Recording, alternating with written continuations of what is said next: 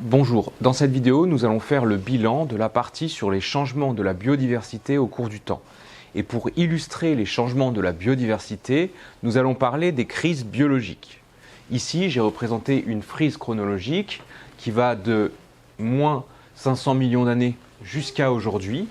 Et j'ai noté à 5 moments différents la présence de crises biologiques à moins 445 millions d'années, moins 375, moins 250, moins 200 et moins 65 millions d'années.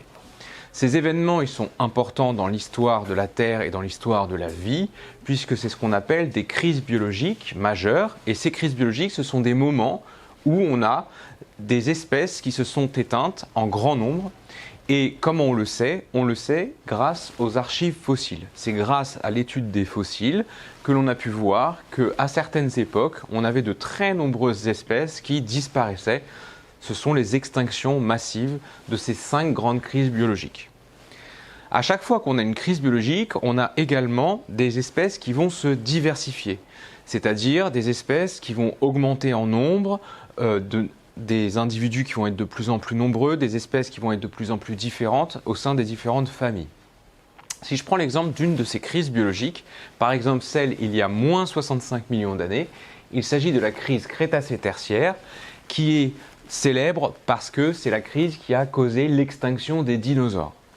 Eh bien, les dinosaures ne sont pas les seules espèces qui ont disparu lors de cette crise. Nous avons pu voir lors d'un TP que certains microfossiles avaient disparu, comme les Globotrincana. Mais suite à la crise, on a également des espèces qui vont se diversifier, des familles qui vont se diversifier. Par exemple, après l'extinction des dinosaures lors de la crise Crétacé-Tertiaire, on observe dans les fossiles que les oiseaux se sont diversifiés, c'est-à-dire qu'on a eu de plus en plus d'espèces d'oiseaux. De la même façon, les mammifères également se sont diversifiés. On a eu de plus en plus d'espèces de mammifères. Et si on parle à nouveau des microfossiles, on a vu que les globigérines s'étaient diversifiées. Donc une crise biologique, c'est un événement marquant dans l'histoire de la Terre et dans l'histoire de la vie qui est le moment où de nombreuses espèces vont disparaître, vont s'éteindre, mais à la suite de ça, il va y avoir également des diversifications d'espèces et de familles, avec des espèces qui vont se diversifier, avec l'exemple donc de la crise Crétacé-Tertiaire, les oiseaux, les mammifères, mais à chaque crise, on observe des diversifications d'espèces. Ces 5 grandes crises biologiques que l'on a pu reconstituer grâce aux fossiles, elles ont été causées par des événements géologiques violents. Notamment, à de nombreux moments dans l'histoire de la Terre, il y a eu des éruptions volcaniques importantes qui ont causé l'extinction d'espèces, également des événements climatiques majeurs comme des glaciations globales, ou même des événements liés à des astéroïdes qui deviennent donc des météorites lorsqu'elles s'écrasent sur la Terre. Et c'est ce qu'on a eu il y a moins 65 millions d'années. Une énorme météorite est tombée dans le golfe du Mexique et c'est elle qui a été le déclencheur de la crise Crétacé-Tertiaire.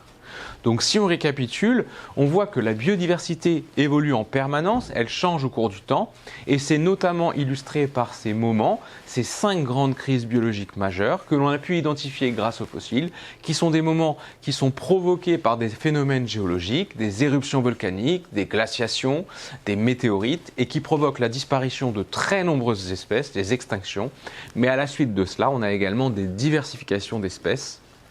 Voilà donc pour les crises du passé. Si maintenant on s'intéresse à ce qui se passe aujourd'hui. Aujourd'hui, on observe également que la biodiversité est menacée, on observe également que des espèces disparaissent.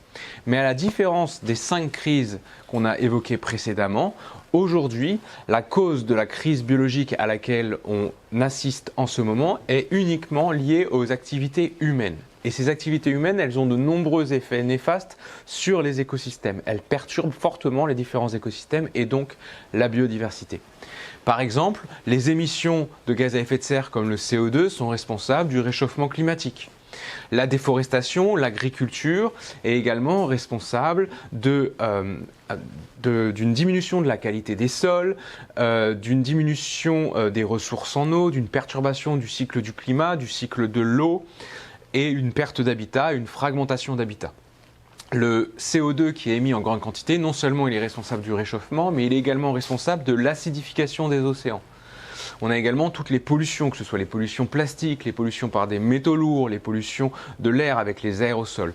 Tous ces changements sont liés à des activités humaines, que ce soit l'agriculture, l'industrie, le transport. Et ces activités humaines ont des conséquences importantes sur l'environnement et donc perturbent les écosystèmes et les espèces qui y vivent. Et on observe de nombreuses espèces qui disparaissent. À titre d'exemple, on a le blanchissement des coraux. 50% de la barrière de corail a disparu à cause de l'élévation de température, de l'acidification des océans, et donc tout l'écosystème qui dépend des coraux est menacé. Et on peut estimer qu'environ 68% des espèces animales terrestres auraient disparu en seulement 50 ans. Donc, grande différence de la crise biologique actuelle par rapport aux 5 grandes crises biologiques du passé. Première grande différence, c'est qu'elle est causée par les activités humaines, alors que les 5 crises du passé étaient causées par des phénomènes géologiques, éruptions, glaciations, météorites. Ça, c'est une première grande différence. Autre grande différence, c'est sa fulgurance. Les activités humaines ont changé les écosystèmes en très peu de temps, en 50, 100 ans. Et donc ces changements liés aux activités humaines qui conduisent à la disparition d'espèces sont des changements très brutaux, alors que les crises biologiques du passé, souvent, sont des changements qui ont duré plusieurs millions d'années, voire plusieurs centaines de milliers d'années. Même si l'exemple de la météorite est un événement bref, mais qui a perturbé les écosystèmes sur plusieurs centaines d'années derrière.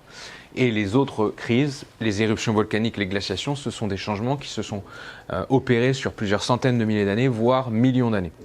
Donc, 2 grandes différences entre les crises du passé et la crise actuelle. La principale, c'est l'origine humaine de cette crise. Et l'autre différence, c'est le fait qu'elle soit excessivement rapide par rapport aux changements et donc aux disparitions d'espèces qu'ils engendrent.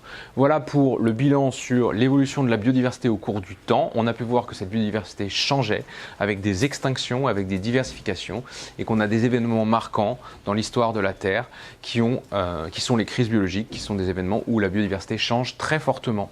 Merci.